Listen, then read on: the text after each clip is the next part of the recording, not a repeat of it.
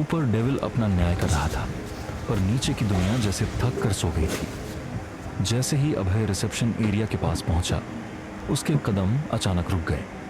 सामने वाले सोफे पर दृष्टि सो रही थी। वह काली साड़ी में लिपटी हुई किसी टूटी हुई गुड़िया जैसी लग रही थी। उसके चेहरे पर अभी भी सूखे हुए आंसुओं के निशान थे और उसकी पलकें राह रहकर कांप रही थीं। शायद नींद में भी उसे वही डरावने चेहरे दिख रहे थे।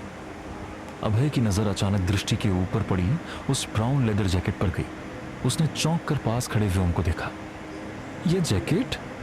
अभय की आवाज में एक अजीब सी खनक थी। व्योम ने नजरें झुकाकर धीमी आवाज में कहा, सर, वो बहुत कांप रही थी। मुझे लगा उसे इसकी जरूरत है। अभय ने कुछ नहीं कहा। वह धीरे से दृष्टि के करीब गया। वह इतनी मासूम लग रही थी कि कोई सोच भी नहीं सकता था कि कुछ घंटों पहले इसके साथ क्या हुआ है। अभय की नजरों में अब गुस्सा नहीं था। उसके दिमाग में अभी भी अजय की वो बात गूंज रही थी। वो लड़की भी तो ठीक नहीं थी। अभय ने सोचा, भले ही उसने ना कहा हो, पर उसका उस वक्त उस कमरे में रुकना, क्या वो इत्तेफाक था या फिर कोई और चाल? अभय सीधा खड़ा हुआ। उसकी नीली आंखें अब फिर से ठंडी पड़ चुकी थीं। उसने दृष्टि को एक आखिरी बार देखा और कहा, अगर ये चाल है तो इसकी कीमत वो सोच भी नहीं सकती, और अगर ये सच है तो उसका गुनहगार मैं खुद को मानूंगा। इतना कहकर अभय बाहर की तरफ बढ़ गया। बाहर बारिश शुरू हो चुकी थी, बिल्कुल वैसी ही धुंधली जैसे अब अभय और दृष्टि की किस्मत होने वाली थी। अभय अपनी आलीशान कार में बैठ चुका था, लेकिन ऊपर उस आलीशान मीटिंग रूम के बाहर हवा में अभी भी मौत का सन्नाटा तैर रहा था। सैम और उसके बाकी दोस्त उस कमरे से बाहर निकले जहां से अब चीखने की आवाजें धीमी पड़ चुकी थीं। शायद उन दरिंदों के हलक अब सूख चुके थे। विक्की ने दरवाजे के पास खड़े अपने सबसे खूंखार बॉडीगार्ड्स टाइगर और अमल की ओर देखा। विक्की की आंखों में कोई रहम नहीं था। उसने कड़क आवाज में आदेश दिया, टाइगर, अमल, याद रहे कल सुबह सूरज की पहली किरण निकलने तक ये खेल रुकना नहीं चाहिए। इन साले भेड़ियों को एक पल के लिए भी सोने मत देना। इन्हें रुकने मत देना। इन्हें एहसास होना चाहिए कि इन्होंने किसकी बर्बादी को दावत दी है। टाइगर और अमल ने पत्थर जैसे चेहरे के साथ अपना सिर झुकाया और एक साथ बोले, जी सर, सुबह तक इन्हें अपनी पहचान भी याद नहीं रहेगी। सब धीरे धीरे चलते हुए अभय के पर्सनल कैबिन में आ गए। कैबिन की कांच की दीवारों के बाहर बारिश तेज हो चुकी थी। सिड सोफे पर ढासा गया। उसके माथे पर गहरी शिकन थी। उसने एक ठंडी सांस ली और बोला, यार, मुझे अभी भी अजय की उस कैरेक्टर वाली बात पर यकीन नहीं हो रहा। देखो, एक या दो लोगों को इम्प्रेस करना समझ आता है, पर कोई लड़की एक साथ इतने सारे नशे में धुत भेड़ियों को इम्प्रेस करने की कोशिश क्यों करेगी? लड़कियों की सिक्स्थ सेंस तो इतनी तेज होती है कि वो आदमी की आंखों से उसका इरादा पढ़ लेती है। तो मिस लाल को इतना समझ क्यों नहीं आया कि वहां रुकना उनके लिए जानलेवा हो सकता है? सैम ने सिड की बात का समर्थन करते हुए खिड़की की तरफ देखा। यही तो सवाल मैंने भी मिस लाल से किया था कि वो वहां रुकी क्यों, पर इस विक्की ने मुझे चुप करा दिया।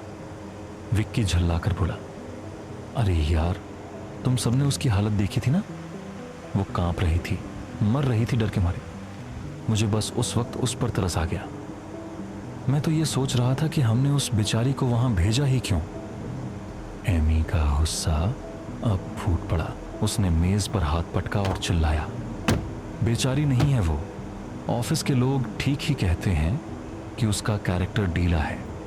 इन छोटे लोगों की सोच ही यही होती है कि किसी अमीर आदमी को फंसाओ और उसकी दौलत पर ऐश करो।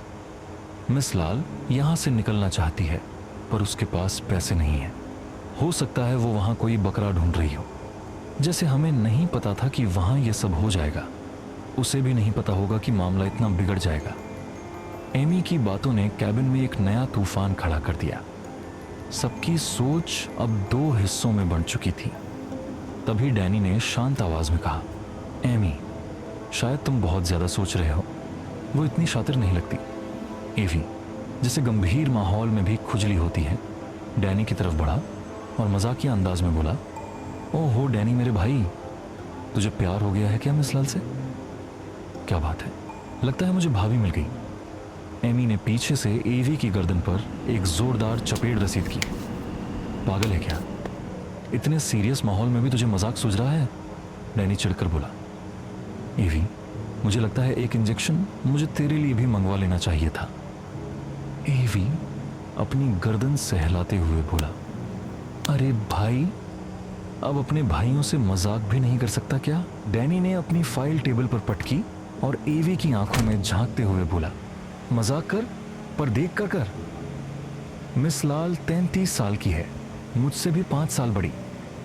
एवी का मुंह खुला का खुला रह गया। क्या सच में? पर वो तो मुझे 22-23 की लगती है। मुझे लगता है मिस लाल ने बॉर्नविटा पीना बंद कर दिया है, तभी तो बढ़ी नहीं रही है। सैम ने कड़क आवाज में एवी को टोका। एवी, बहुत हुआ मजाक, अब चुपचाप सोफे पर बैठ जाओ। सैम ने फिर सबकी तरफ देखा और कहा, अब है, थोड़ी देर के लिए घर गया है, तुम सबको भी घर जाना हो तो जा सकते हो, मैं यहीं रुकूंगा। एवी फिर बोल पड़ा, हम सब कहाँ जाएंगे भाई, हमारा तो घर भी यही है। आखिर 3 साल पहले जो हुआ था उसके बाद। एवी का वाक्य पूरा होने से पहले ही कैबिन में ऐसी चुप्पी छाई जैसे किसी ने सबका गला घोंट दिया हो। एवी को अपनी गलती का एहसास हुआ और वह एकदम चुप हो गया। सब ने उसे ऐसी नजरों से घूरा जैसे वो उसे कच्चा चबा जाएंगे। लेकिन सैम की आंखों में अचानक नमी उतर आई। उसके चेहरे पर दर्द की एक ऐसी लहर दौड़ी जिसे वो छुपा नहीं पाया। वह बिना कुछ बोले तेज कदमों से कैबिन से बाहर निकल गया। सिड ने एवी को बुरी तरह डांटा। कितनी बार कहा है तुझसे कि बोलने से पहले सोचा कर? तुझे पता है ना कि 3 साल पहले की बात सैम और अभय के लिए क्या मायने रखती है? एवी ने अपना सिर झुका लिया।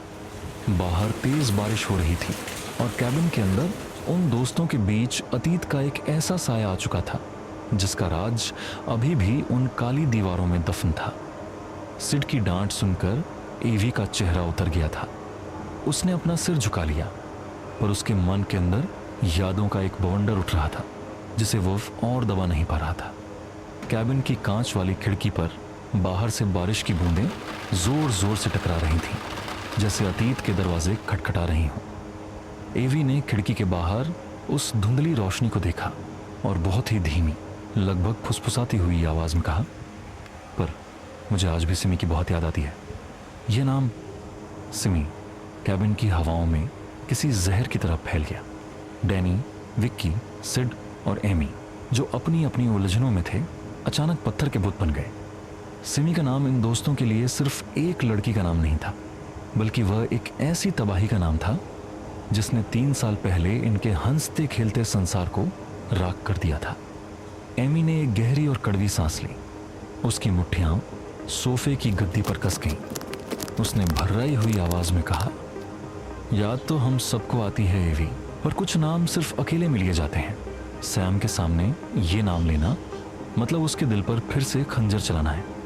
सिड ने अपनी आंखें मूंद लीं। उसे वहीं 3 साल पुरानी काली रात याद आने लगी। चीखें, खून और वो बेबसी जिसे ये पावरफुल दोस्त मिलकर भी नहीं रोक पाए थे। डैनी ने ईवी के कंधे पर हाथ रखा और नरमी से कहा, सो जा ईवी, रात बहुत हो गई है। यादें सिर्फ दर्द देती हैं और हमारे पास पहले ही बहुत दर्द है। 3 साल पहले ऐसा क्या हुआ था जिसने इन दोस्तों की जिंदगी बदल दी और उन्हें घर छोड़ने पर मजबूर कर दिया? क्या अभय सच में घर गया है या वो नीचे सो रही दृष्टि के पास वापस आएगा? क्या सैम उस अतीत के बोझ को सह पाएगा?